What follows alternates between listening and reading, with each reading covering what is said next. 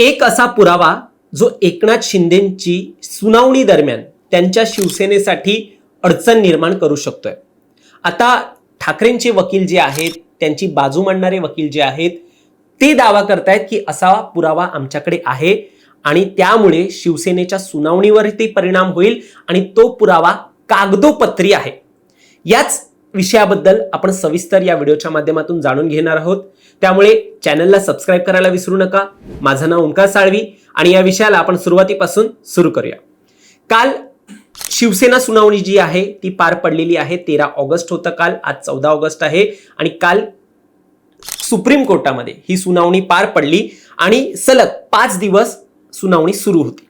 आता पुढची सुनावणी ही 18 ऑगस्टला मंगळवारी असणार आहे, म्हणजे पुढच्या आठवड्यामध्ये असणार आहे। पाहण्यासारखं असेल, पुन्हा एकदा कपिल सिब्बल हेच युक्तिवादासाठी येत आहेत की शिंदे सेनेचे जेठमलानी जे आहेत, जे शिंदेची बाजू ही सुप्रीम कोर्टात मांडतायत, ते जे वकील आहेत ते त्यांची बाजू मांडायला येतील, हे पाहण्यासारखं असेल। आता सिब्बलांच्या युक्तिवादामध्ये हा जो पुराव्याबद्दल मी पुढच्या काही वेळेमध्ये सांगणार आहे, तो उल्लेख येणार आहे का की पुन्हा अधोरेखित केलं जाईल का, हे देखील पाहण्यासारखं असेल। कालच्या युक्तिवादाबद्दल आपण काय काय झालेलं आहे हे आपण कालच्याच व्हिडिओमध्ये सांगितलेलं आहे।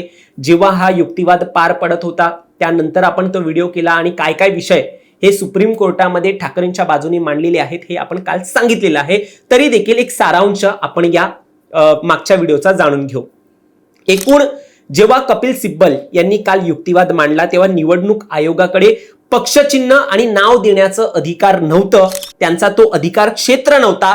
तरी देखील आयोगाने एकनाथ शिंदे यांना पक्षचिन्ह आणि नाव हे जे आहे ते बहाल केलं आणि हा अधिकार बाहेरचा निर्णय होता आयोगाचा, निवडणूक आयोगाच्या अधिकार बाहेरचा निर्णय होता, असं कपिल सिब्बल यांनी युक्तिवाद मांडलेला आहे। यामध्ये जनता दल आणि समाजवादी पार्टी आहे त्याच्या केसचा देखील अगोदर एक उल्लेख हा आयोगाने केला होता आणि त्याच्या आधारावरती शिवसेना जी आहे ती शिंदे गटाकडे गेली हे सांगितलं जात होतं आणि तो जो निर्णय होता तो देखील कसा चुकीचा होता, जनता दलचा नियम हा कसा लागू होत नाही या शिवसेनेच्या पक्षासंदर्भात, त्या निर्णयासंदर्भात हे देखील युक्तिवादामध्ये कपिल सिब्बल यांनी मांडलेलं आहे।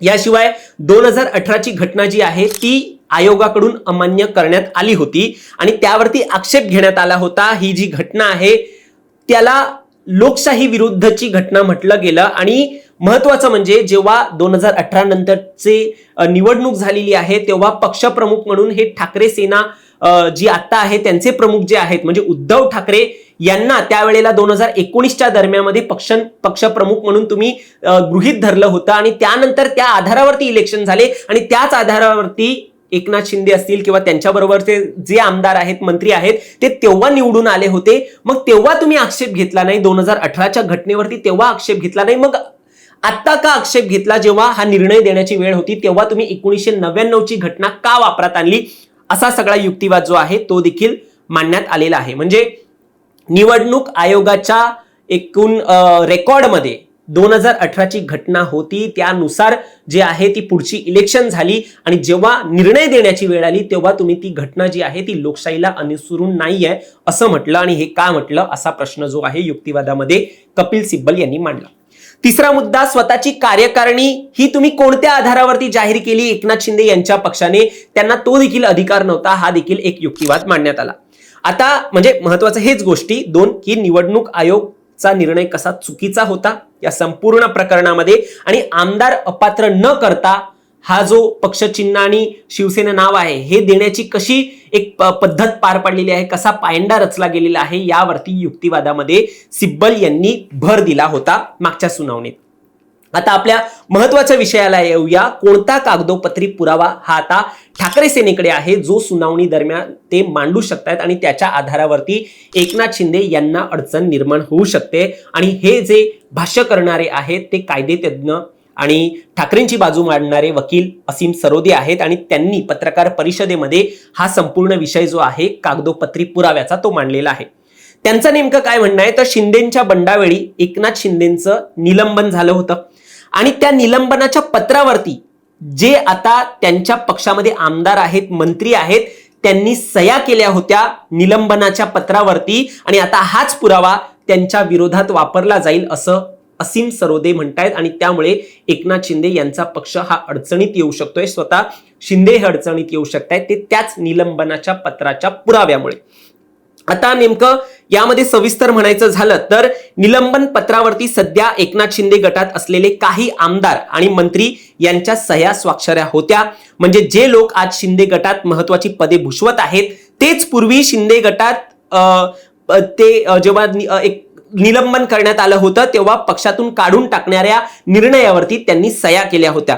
आता असीम सरोदे यांचं म्हणणं आहे हा कागदोपत्री पुरावा उद्धव ठाकरे गटाच्या बाजूने खूप मजबूत आहे, कारण यातून स्पष्ट होतंय की शिंदे गटाने पक्ष फोडला आणि मूळ पक्षाने त्यांना बाहेर काढलं. आता तेच लोक आम्हीच खरी शिवसेना असा दावा करत आहे. हे कायदेशीररित्या अडचणीत आणणारा आहे. या पुराव्यामुळे एकनाथ शिंदे हे अडचणीत येऊ शकतात.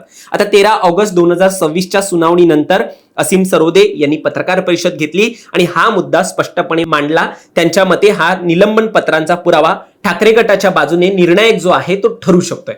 एकूण तुम्हाला या सगळ्यावरती काय वाटतं तुमचं मत देखील आम्हाला कमेंटमध्ये सांगा. आता 18 ऑगस्टला पुढची सुनावणी असणार आहे. या सुनावणी दरम्यान हा पुरावा पुन्हा एकदा अधोरेखित केला जाईल का? सिब्बलांच्या बाजूने त्यांना युक्तिवाद दिला म्हणजे तो एक क्षण जो आहे तो युक्तिवाद करण्याचा हा सिब्बलांना मिळेल का हे पाहण्यासारखं असेल की पुढच्या वेळेला जेठमलानी हे आपल्याला युक्तिवाद करताना पाहायला मिळतील. हे जे अपडेट आहेत युक्तिवादाचे कोर्टात काय काय घडतंय ते आम्ही रोज तुम्हाला देतोय. ज्या ज्या दिवशी ही सुनावणी होते त्या दरम्यान देतोय. त्यामुळे पुढची अपडेट पाहायची असेल तर फक्त आमच्या चॅनलला सबस्क्राईब करायला विसरू नका.